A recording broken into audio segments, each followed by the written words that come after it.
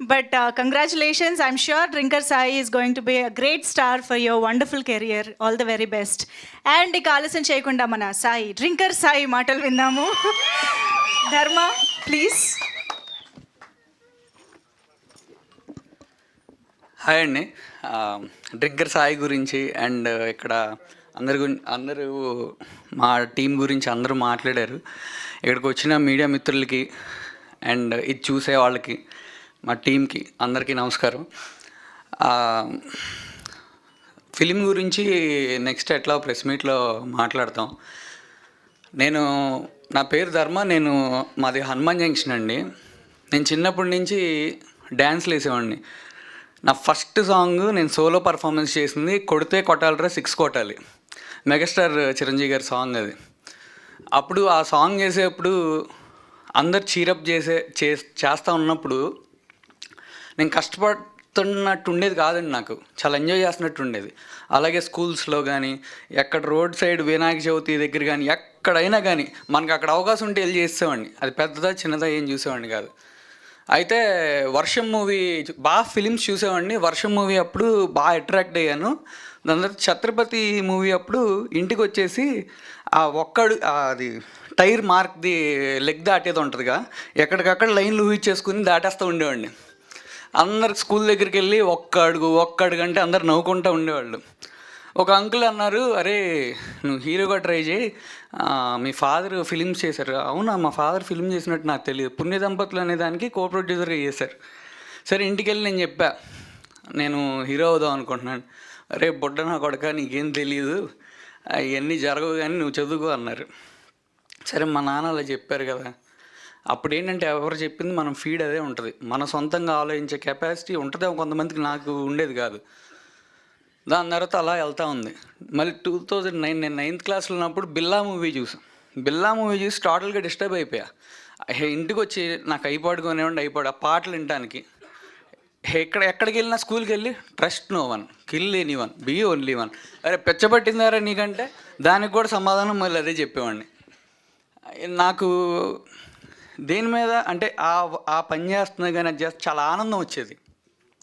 మళ్ళీ వెళ్ళి అడిగితే మళ్ళీ ఏదో చెప్పారు, ముందు చదువుకోమన్నారు. అయిపోయింది, ఇంజనీరింగ్ అయిపోయింది.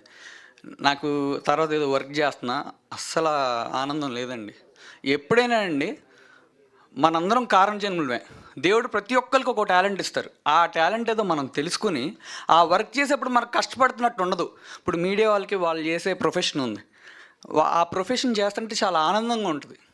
అలా నాకు యాక్టింగ్ చేస్తుంటే చాలా ఆనందంగా ఉండేది.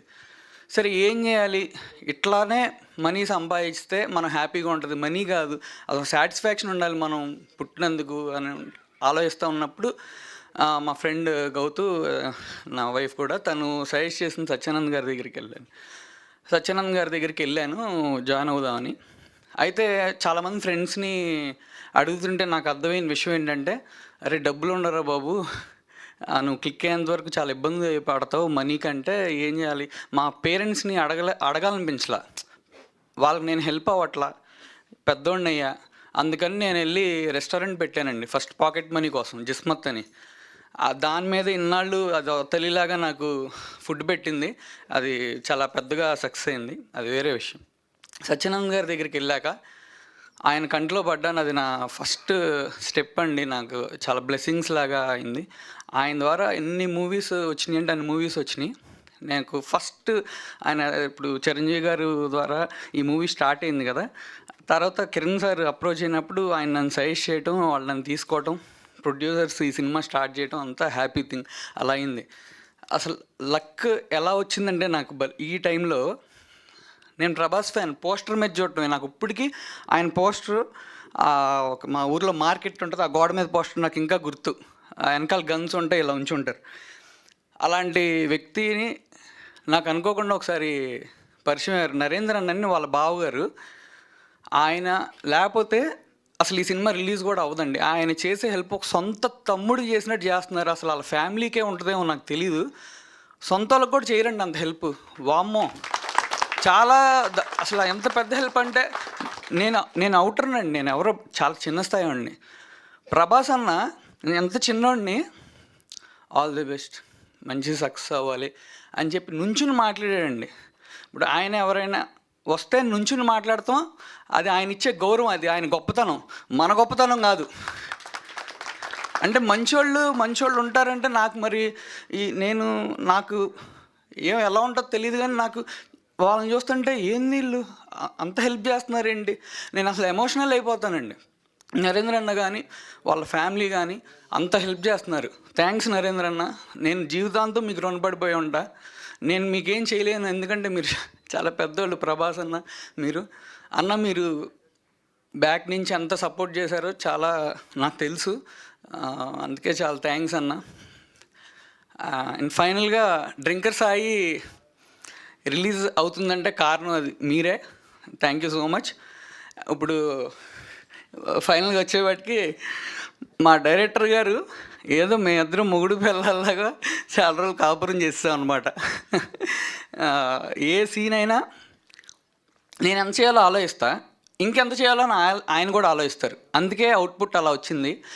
ఇప్పుడు అందరూ నన్ను కొంచెం బాగానే తిడుతున్నారు నెగిటివ్ అని, కానీ సినిమా చూశాక కన్ఫామ్గా తిట్టరు.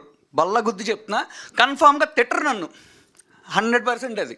అండ్ ఖచ్చితంగా డ్రింకర్ సాయి అనే క్యారెక్టర్ మీకు ఖచ్చితంగా నచ్చుద్ది. నచ్చపోతే అడగండి నన్ను.